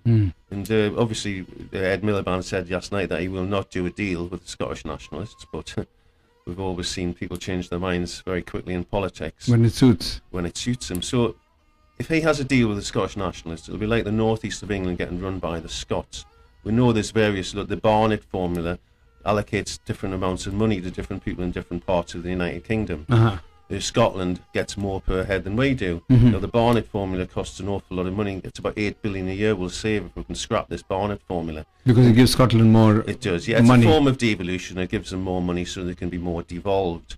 Now, if Nicola Sturgeon's so keen to become an independent country, and she gets the seats, and she goes into collaboration with the Labour Party, I think Scotland could well be an independent country within 18 months. But one thing for certain, the outcome of that will be England and the other members of the United Kingdom leaving the European Union. I'm certain of that, because I don't think that sort of coalition will last very long. I don't think it has the political stability. If such a long-term Scotland, England, Ireland, Wales can break up, well, the union, then what's the EU to it? The union was in 1707, the Scottish Anglo Union. Queen Anne actually formed that. And to be honest, we've had a few, obviously the Battle of Culloden, and we've had Bonnie Prince Charlie. There's been a few civil wars historically in Scotland, which unfortunately were well suppressed. And we can see it when we've seen movies and that. But what we must remember, we're in historically changing times. The referendum on the Scottish national issue changed the way people think all over the United Kingdom. And I think people are keen, we are getting hungry for this poll on our membership of the European Union. So you expect some things to be happening in this election, some major shift in mind? I think it's going to be the biggest shock you ever imagine, and I think we've got 3 weeks to look forward to seeing it actually happen historically. But to get back to Afghanistan, you must be a mind reader, because I'm thinking, tell us about more. I've got a friend who works in Afghanistan, and I've been in India, and I would like to go to Afghanistan. But obviously, to go by myself, I don't want to come across as I'm somebody, obviously I'm new to politics. I could go and say I want to be a tourist and I want to go and do these things. But I would rather do something in a politically orientated way. But obviously, we've got to find somebody who would want to come. And I know I've asked you, Doctor, but you have family commitments and you can't make it. And we know Dipu's got family commitments, and Gerry, obviously, he's a reporter, so he would be up for it.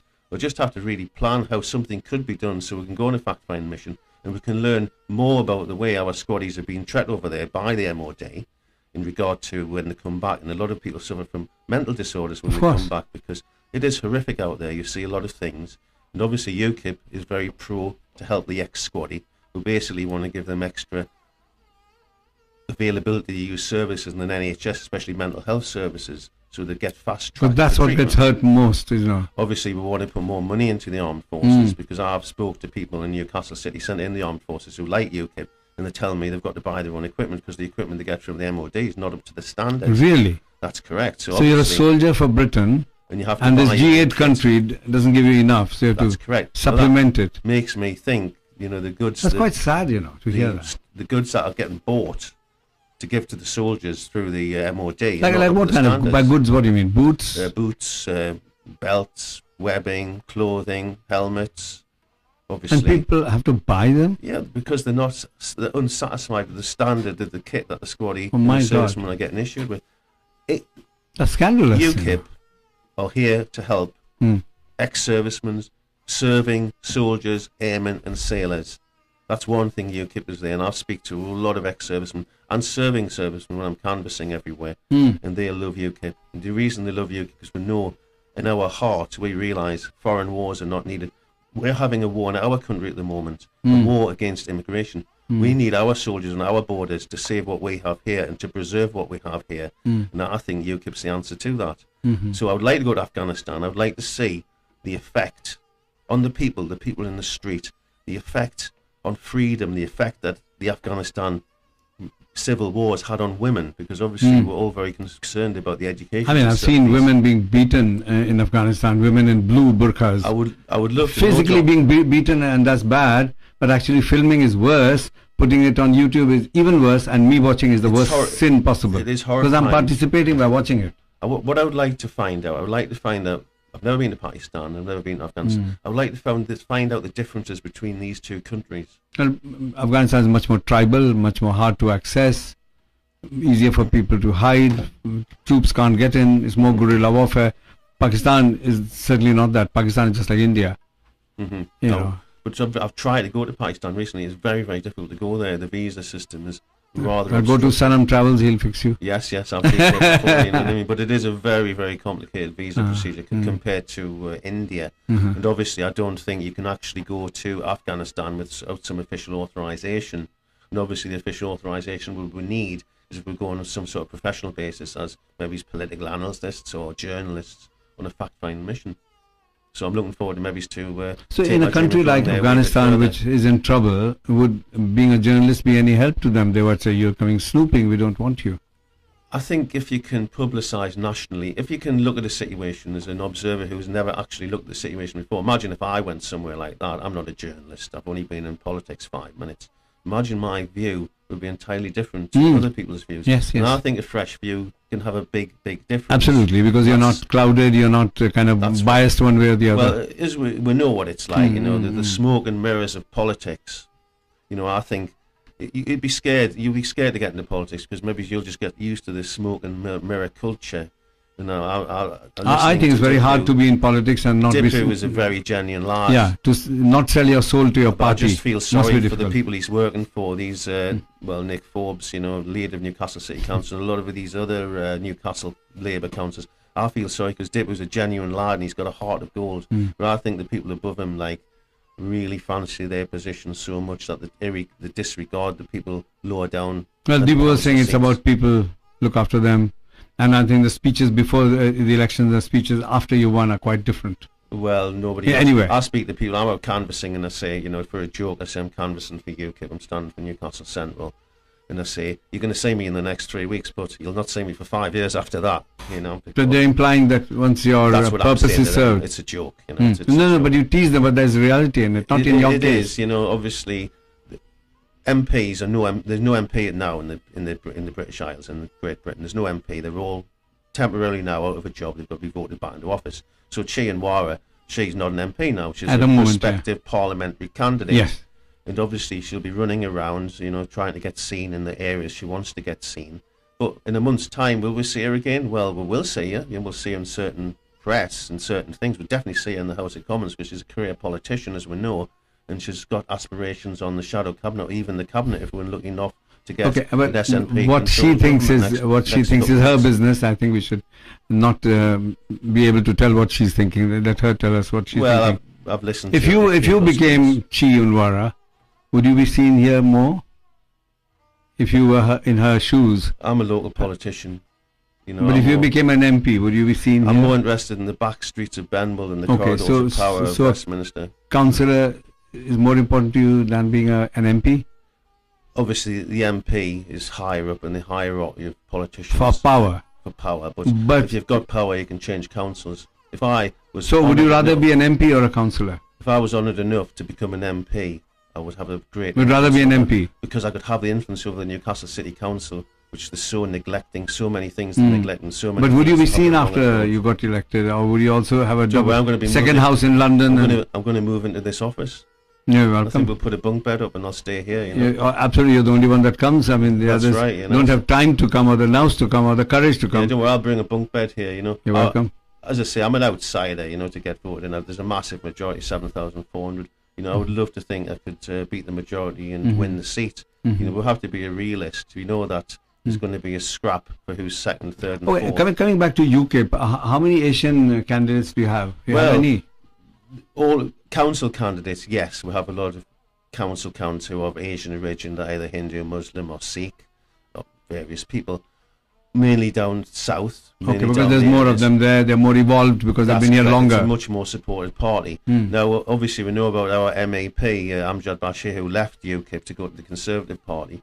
Now, I don't understand his motives around that. Maybe it's because he wanted to keep all his wages. The Conservatives didn't need the money to go into their funds. Well, maybe not. But again, that's his choice. Yeah, but he did leave. And he didn't stand down as an MEP. So, you know, that makes me wonder about his... morals on the issue. No, but how can that be? But technically, how can that be right? You can't change your party, I think, and still remain the MP that you came on one ticket. Well, he's happy to remain in the European. No, but his happiness isn't the issue. I mean, I think the whole thing should be scrapped. You should have to stand again. I believe. It's just the rules. It's just the rules, Doc. You know, it's the rules. All I feel is that I've only ever been involved in one political party in my life. I got into politics very late, and it's UKIP. I love UKIP. I believe what it says. How long have you been in the UK? I'll be 2 years. Well, since the road campaign, and then Penny Stansfield, who we've had in here before. But who knows, in 5 years you might join Labour, Conservative, Liberal Dem. How do we know? I just stick to one. Why? It's just the way your ideas you can evolve, you can change. I've had 50 years to put my ideas together. I wasn't involved in politics. But I think every day one evolves. I think parties stifle one. Dipu is an extreme example of somebody who's can manage to breathe despite being in one party. And he has rows with his own party all the time. I love UKIP. Absolutely love But it. it's only 2 years. It's like a honeymoon period. I will love UKIP forever. Okay. And I hope they get voted in because of that. And I'm giving people an opportunity to vote UKIP in Newcastle Central. Okay. It's the opportunity to give people to have this different choice. Right. It's the same old stuff. UKIP is not the same old stuff. It is a new opportunity for a choice for the people That of is Newcastle. true. That is true. Which is something that we should all be looking forward to. And I hope you're going to remember to vote, Doc. I will remember to vote. Yes. Who I vote for is my business. I know it is, yes. And I will be remembering to vote, and everybody else. And the thing is, No, but I think Gerry, you should vote, and you can't crave and then not even bother to go and listening to vote. Gerry is saying to people that you've got to register before the 20th of April, which I hope people do register. So what % of population is not registered? Gerry, any ideas? Well, I think when I look through the electoral any ideas? registers, Have you any ideas how much are... I'm not certain how many, but I do. I think 20%. It's a 20% of people are not even registered for voting. right. Yeah, I think it's something like that. Yeah. And in a developing And then country only called half. India, Narendra Modi won by 71%, and there was hardly any people who were not registered. Yeah. So how is that? I think it's that people are very, very switched off. My own feeling is, In Britain. I'm an ex-youth worker, and knowing how young people just feel as if the political class, the political parties are not for them, and then when they do get to power, they've got their snouts in the trough, and they're dreaming off things, claiming. So that's the feeling of all the youth. Abusing their position, and I think young people. Completely They're anti-politics. really interested in politics. They're not interested in political parties or BSs. I was nearly going to use a phrase then, but I never do on air, as you know. But they're absolutely sick of being lied to, and they want real politics. And in a way, I don't even think they want somebody to elect. You somebody inspired a every phone 5 call. years. Excellent. Hello, caller. Who's that, please? Hello, Dr. Khan. Who else could it be? Zafer Bhatti. Hi. Yes, you just wanted to say good afternoon and good Friday to you. Okay, thank you. Bye. Thank you. Anyway, to get I'm back to, going to mosque now to pray, so I will pray for you. All right, thank you. Pray for all the parties. Thank you, sir. Okay, bye-bye. to So get that's back- Zafer is going to the mosque. He'll pray for all of us. That's excellent news. To get back, 20% of the people aren't registered to vote. So we've got an 80% pot left, and then only half of them are voting. So we're getting a 40% turnout. And it's That's not quite many. sad that It is, but- just the zealots will get people into power and the ordinary common man is not voting. I think there's some. This is my own theory. I think that young people are going to lead the way, and they're sick of electing people for 5 years just to simply get. So the system get is- into office for 5 years and then they do what They never see them. They want people accountable on a day-to-day basis. They want to be able to go to meetings and discuss To be issues, actually you know, engaged. Referendums. that are of importance Local to them referendums and locally. local And we've interests. got digital technology. I was just so going to say, easy my vote son these Praz days. went all the way to America 3 years ago to meet an American guy who since died, who was totally about digital. So where you want your street lamps? Yeah, the What time do you want this? system's And the everyone same. just clicks. Yeah. And with modern technology, why do we need this piece of paper and go somewhere? Just tradition.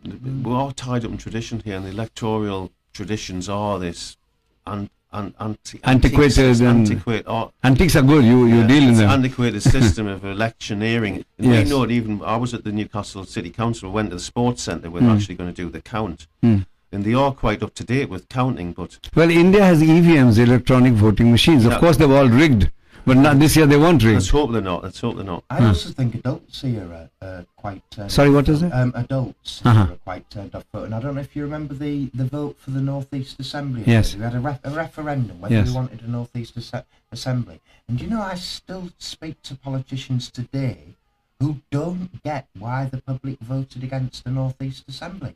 And it isn't because they didn't want power for the North East. It was because they didn't want another layer of bureaucracy that Another actually was block. detached from Yes. their everyday lives. Yes, yes. And that's why they voted against it. And I speak to politicians, and it's like they don't understand that simple fact that people don't want another layer of bureaucracy. They want people to truly represent them. And electronics is a very Yeah. good way, I Of think. course it is. Well, you know how easy it is. I mean, just do a quick poll on Facebook. You can get a more reliable answer than some of the information you're coming out of politicians' mouths, to be fair. Well, what I do find, though, you know, obviously I talk to a lot of people on the street and that, and it's a shame because people say I'm too busy, and you know they're not too busy. Too busy to do what? to stop and talk. They're just blanking. Every Oh, I see, when you meet them on every the street. single party must get this. People are just too They just think it's too unimportant, and they just Well, watching Coronation Street and all that stuff is more important than voting for your country. I also think that's something to do with politicians themselves. I know a lot of the politicians who are fighting, and I'm not going to name any names because it'd be really unfair, but there are politicians, you get the idea that the parties have just put somebody to stand in that area just so that at least they have a little bit of the vote and can say they've got a presence in a particular ward. Well, But you actually look at the work they're doing. Are they putting leaflets in the door? Are they going around knocking on doors, talking about the policies? Have they got ideas for where the neighbourhoods can change? They haven't. It's almost as if they're just putting a name forward so that they can get a few votes for the party to say that they have a presence, and you wonder why they're actually doing it. It's part of the political game. It is a hard job to actually stand to be elected. I really admire you and David. A lot of bottle, you know. Yes. David's driving me around. He's unstable on his legs. He's doing his best. He's making every effort. He could just sit at home and do nothing if he wanted to, this gentleman. But he's trying to do something because he has faith in what we're trying to achieve. And there's young Daniel, who's Young Daniel, a kid. he's young. He'll be in speaking with Gerry next Friday. So we're trying now. Everybody, when they get comfortable, the Labour Party, the Conservative Party, and the Liberals were until their disastrous collaboration coalition, and now they're going to pay for it heavily. When people get comfortable, they get negligent and they neglect the people who put them in power in the first place. That's why I was saying to Dr. Gerry that I say to people just for a joke, you know, I says, oh, you'll see a lot of me in the next 3 weeks. And then never in the next 5 years. And that's what it's like. And they just, the Labour Party's just relied on a load of lies just to try and put more smoke and mirrors up in front of the UK policies. But some of it is lies, some of it is history, isn't it? Because they've been around in this area for a long time. So they've got what is called a safe seat. A safe seat when people are just voting like on the hypnotic trance. One thing for because their certain, grandfather, their father, and they did it. Why should you have a safe seat? It should be always an unsafe seat where we elect people. It may be a safe seat at the moment, but the way I look, my true solemn feelings is UKIP is here to make an effect on the border controls. We think the country is far too full. Now, do we want history to repeat itself in 150 years' time where we'll have civil war in this country similar to what's happened in other parts of the world? Rivers of blood. Well, you will know about that. Let's just think about what happened in Germany in the 1930s. Do we want in 150 years' time where we're actually killing each other? No. How can we avoid it? By thinking ahead. How do we do that? By controlling the people coming into our country. It's not rocket science. I just want to stop history repeating itself and innocent people getting murdered and races of people getting destroyed in the future. And I think UKIP can do that by bringing to people's attentions problems. So you're saying UKIP is a realist party, not founded on airy-fairy ideas that the door is open, keep walking and keep walking. We don't want history to repeat itself every way. We look colonialism, we look at the 2 world wars. Pogroms. With the pogroms, we actually look at this. We look at the South African War. The South Africans, the British military, were the first people to invent the concentration camp, and obviously it became very popular after that. And there's been lots of concentration camps in lots of different countries: Cambodia, China, the Cultural Revolution, the Nazis. There's been a lot of things going on. Now, you can't tell me that we're all going to live harmoniously for the next 100-200 years. We have to think about the future. We've got to think about our grandkids. Got to think about the responsibility for them to make sure there's a fair share for everybody to go around, and we cannot do this if this country is overpopulated beyond its means of survival. And that's why I truly feel that we must do something to control our borders, and we can only do that by leaving the European Union. So I think we're coming to the end of that. We've got a few minutes left at the end of the show. Thank you very much for coming on the show, Daniel. It's really much appreciated. I think we've got about 4 minutes left before we get out of this beautiful studio. Thanks both ever so much for coming on the show. And thank you for coming again and again. I mean, it shows commitment. Yes, it really does. Yeah. I'm impressed that you're concerned and bothered to come into a magnificent Spice Studios. I'm also impressed that you love for the Cliff Richard and the Shadows. Yes. I was brought up on a diet of that. I have an older brother. All right. And I certainly know most of the songs that you were talking about. Really? Wow. You're from a similar generation. I'll say nothing more. We should play some. Cliff Richard and the Shadows. I've just got a couple of announcements. Have you got adverts to play? No, you fire away. Right, yeah. Just to let people know, those who are concerned about litter, and we were talking about that earlier, in the Wingrove ward tomorrow at 11 o'clock, there's a community clean-up. If any local Where? residents are interested, Any particular street they assemble? they're meeting at the bottom of Beaconsfield Street near Walter Terrace tomorrow at 11 o'clock. It's a couple of hours street clean-up. They're going to go up Beaconsfield and begin the litter pick. And I must say, once the volunteers have done that work, it's absolutely amazing. The streets look spotless for all of one day. There's another thing going on tomorrow. And it's connected with the Angelou Centre on Brighton Grove. They have a project called BAM Sisterhood. And tomorrow they have a party at the Hub, which is at 366 Westgate Road. And their party, it's open for women, girls and children. And their party begins at 3 o'clock in the afternoon. It goes on till 6. And there's going to be food, dancing, art, crafts and workshops. And that's tomorrow between 3 and 6 at the Hub. It's the BAM Sisterhood project, which is part of the Angelou Centre. And that's celebrating 6 months of their existence. BAM Sisterhood. BAM Sisterhood, yes. Okay. Yes. Doesn't concern us, we can't go. I don't think it's for the brothers, I think it's for the sisters. I don't know. You could wear your dress, you might get in. I would. I know you. I completely disagree with this attitude of women only, men only. But sadly, we have to tolerate it. I don't like it. I must say, clearly saying I do not like this kind of behavior in a Western democracy. Right. Well, I personally am of another opinion, and I think that women, girls, and children have particular problems, and often it's. Then men should play snooker with men only. But we have a particular problem. It's often to do with men oppressing women and also violence against women, girls, and children. But I feel oppressed that I can't join. Women, yeah, you might do. but honestly, Doc, I really truly believe that women need a safe space. But women need to get used to women need to get used to men as well. Well, I'm sure they are used to men, but some, not all men are good men. I'm a very good man. As you must acknowledge. On we go with the next show. Thank you very much. Bye for now. Thank you.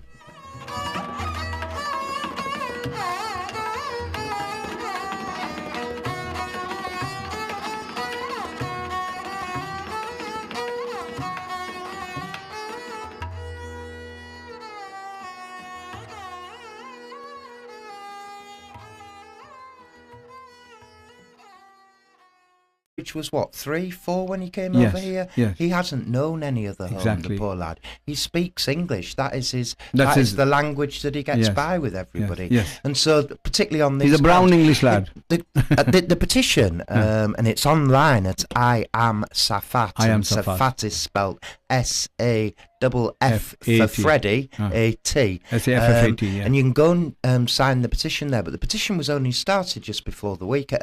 Just very early days. We've got 2,200 signatures now. They've got 10,000. There's over 10,000 signatures. Okay, could you swap seats? Could you let Dipu say his piece? Dipu, we're talking Safat. We can't have Dipu in the studio and not talk Safat because. So we are just talking Safat. How many have you got now by now, Dipu? How many signatures have you got? Just coming into the studio at the most opportune moment ever. This is a proper community radio. Is Elsick councillor Dipu had, and he was the one who started the thing going. So I Am Safat. We were just saying, Dipu, that it's got nearly it had nearly 10,500 signatures this morning. Yeah. Sorry, we're just checking that we can hear Dipu on air, or that you can hear him on. Don't touch the mic, crackles. I like my headphones working. Oh, this is spice. No, this morning, as of now, I think it's 11,500. So, really? Yeah. So the numbers are going up and up and up. I was just listening to the radio on the way here. I think you just said exactly what's going on. You know what's going on. The Safat campaign is obviously on a humanitarian basis. On a compassion basis, and it'll be very sad to see a young child who's brought up in this country, as local as you are, and who's lost a loved one, who's traumatized, who's getting counselling from the school, support from the school. Highly intelligent young lad, same as his brother Safat. And the school are behind this and the community are behind this, and I've already got 11,561 signatures on the petition, which shows that the people of the UK, the people of Newcastle are supporting this campaign. So the facts are that here's an 11-year-old who has been here 8 years and knows only English, more or less. His brother is buried here. His mother is here. His father is gone. away to Bangladesh.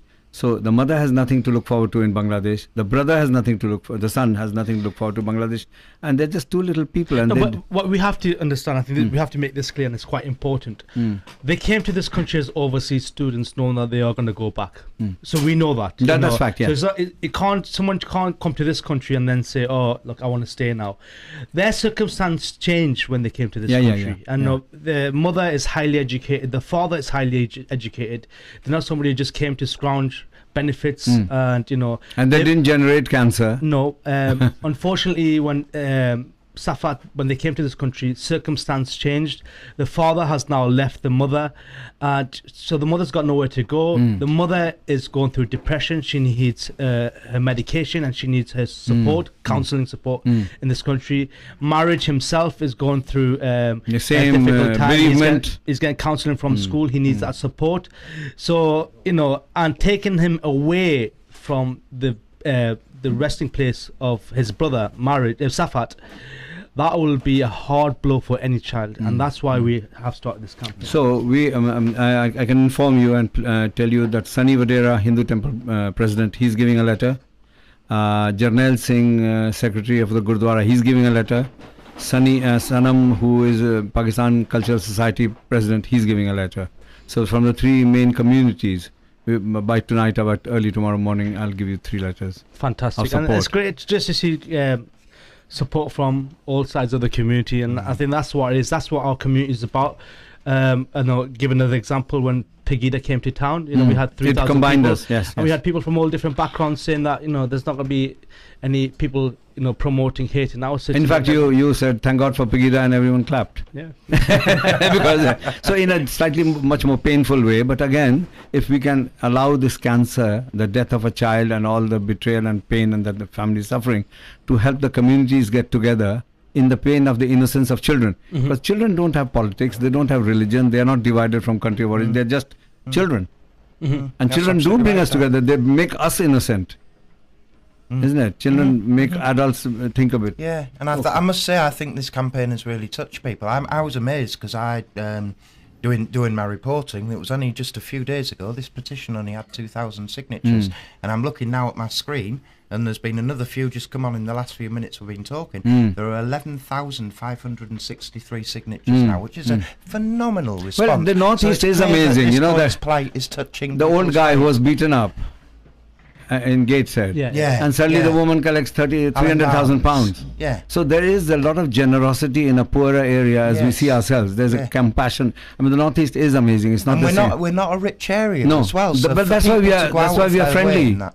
If Yeah. you're rich and snooty, then you'd have long drives and you'd be apart. So Yeah. we're in a loving I think community. we're in a really, really generous area, and I think that the human spirit here in Newcastle is just absolutely amazing, and it transcends all types of Yes. people, and and in a way it brings people together because it's something human that you can unite around. It goes beyond race, religion, country of origin, language, clothes, whatever.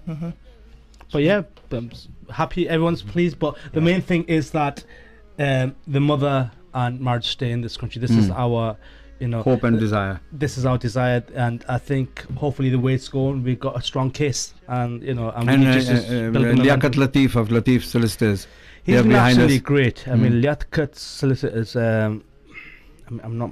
Don't think I should be saying this a lot. I'll on say air. that they're working pro bono and free, completely. Oh well. And they're just a private company, and giving all the school- time for and nothing. the school as well. I mean, the school are really behind this, are very supportive of this, and so the school are taking the lead in a different way. But what we're going to do next? So we got the petition, which is great.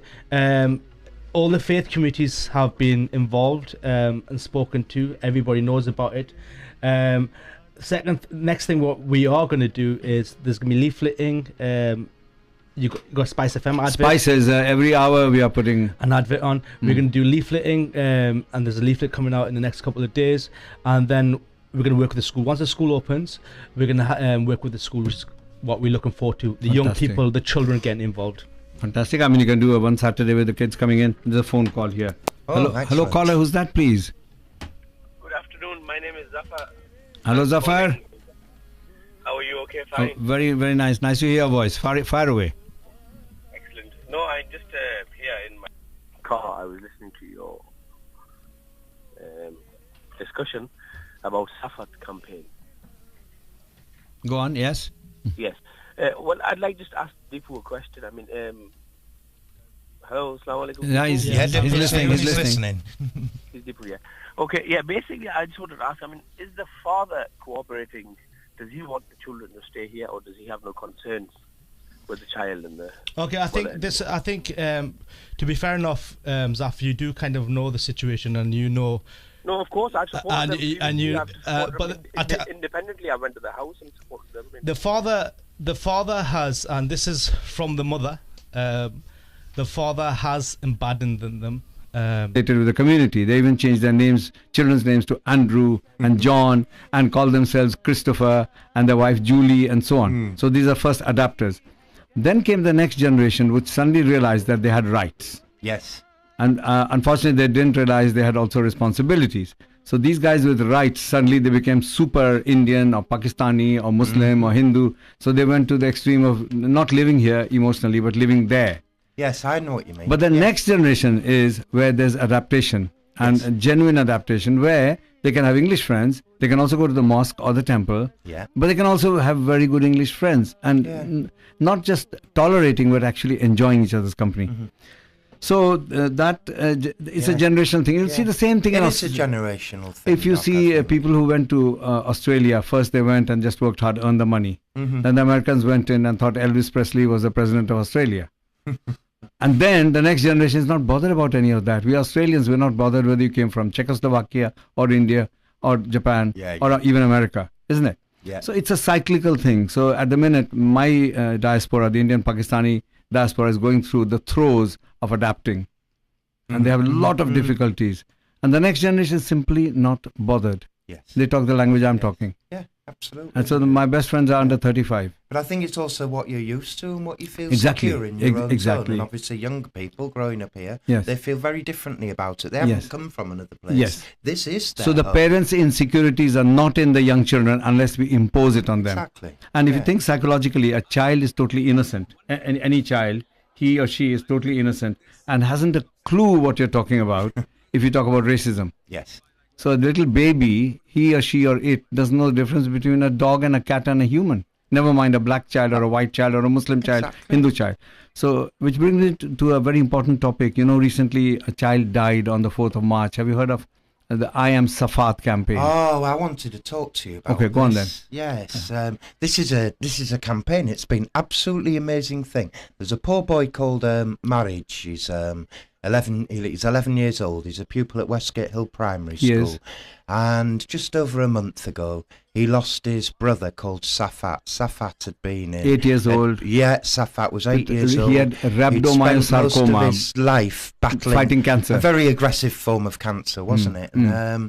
And what had happened was there'd been a breakup in the parents' relationship, and father, I think, had gone back to Bangladesh. Father abandoned the family. I wouldn't be so strong. I don't know. Well, I don't know all the facts, Doc, to be honest. But what I do know is that his mum is here on her own. She was here bringing up 2 children. They had to fight for leave to stay in the UK.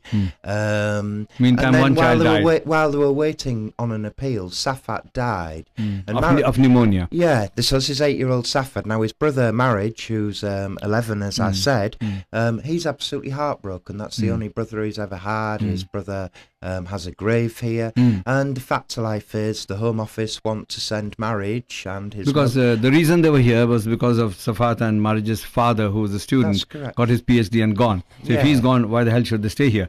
But if you look at it from the human point of view, they haven't generated that cancer to have the benefits of a welfare state. Oh, totally. They haven't come here except, and he'll, the child, well, you can very cruelly say, well, the child died, now end of story, go home. Yeah. But England is not a country like that. England is not Australia. England is not America. We don't only allow talented people. In fact, perhaps England has gone to the other extreme. Everyone's welcome and please swamp us. That can be said. I do believe there's a case every now and again for like a compassionate appeal. I mean, this is the only hope. The humane thing. I mean, Married. And there's, I don't know if I should say this on there, but be careful. There has been threats made against her that if she doesn't Okay, let's make this quite. I think it's quite. I don't want to go into the details. No. Let me. I think it's quite important. Okay, Zaf. Into my house. I think it's quite important that I do make this clear. Okay. When Safat was poorly, the family, there were in a lot of discussions. The family, heated discussions, and Safat was first diagnosed. Well, when he was first diagnosed, not with cancer, he was misdiagnosed in Bangladesh. Yeah. Okay. When they went on holiday, then when they came back to this country, when the visa was still valid, and then the Freeman Hospital then diagnosed Safat with cancer, a rare form and a serious form of cancer. At that point, there was 2 applications which went into the Home Office to allow Safat to remain in this country because of his treatment. A leading consultant for Bangladesh, confirmed that they misdiagnosed Safat in Bangladesh. The treatment, because it's a rare condition, there wasn't any sort of treatment anywhere in Bangladesh or in India.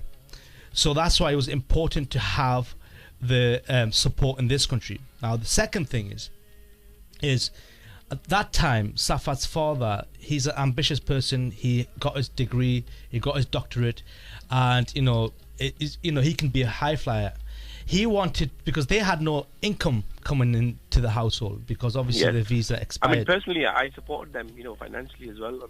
Oh, well done. Well done. I didn't know you were that involved. Well done. Then what happened was, there was a family dispute.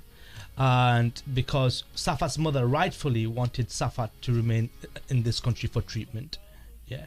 And after the treatment, they would have decided, if it's successful, what to do next. Because the best treatment is in this country. Nobody's, scrounging from, trying to scrounge from the country. But what I'm trying to say is, if the best treatment is here, any mother or any father would want the best care for the child. And that's a fact. So there's a dispute, and he went back. But now what's happening is there's all sorts of threats that, he's abandoning them basically, and he's threatening other things at the moment, which I'm not going to go on live, but I've explained the gist of it. Okay. Well done. I had a meal on Eid Day in Ahmed Sharif's house with these 2 children. They were beautiful. Wow. And really amazing. I felt sorry for their plight. And I think, Dipu, you're doing an amazing job. England is a country, UK, alhamdulillah, it's accepted. People from different creeds, nations, nationalities, races. And I feel that, inshallah, by your efforts and the efforts of everybody that are involved in this, that England will show some sympathy towards this child and this mother. And I hope that they get the best of result with your efforts and with everybody's efforts, and especially Doc as well. No, I'm just listening to you, I'm very impressed and touched that you know of this case. I'm so sorry I didn't know earlier. I would have been involved then. It's a human thing, Through Naveed Sharif, I've helped that family. Wow. God bless you. God bless you. But, so this is we're all one. We're all together in this. Bilkul. And I think it's important. In difficulty, this is. That's what you I are think here. it's important, Zaf. For me, it's like anyone who has a divorce, or we do not want that. What we're looking at the moment is marriage's mental well-being, because he is going through a lot of hardship. He's getting counselling from the school. He is still traumatized. Definitely. And I think the first and foremost I'm looking at is marriage situation, how we can support this young person, because if he हमारे show में interview आपका होगा, आपकी बातें सुनेंगे, आप involve हो. The topics can be anything, जो आपको अच्छा लगे. मैं बातें कर सकता हूँ योगा के बारे में.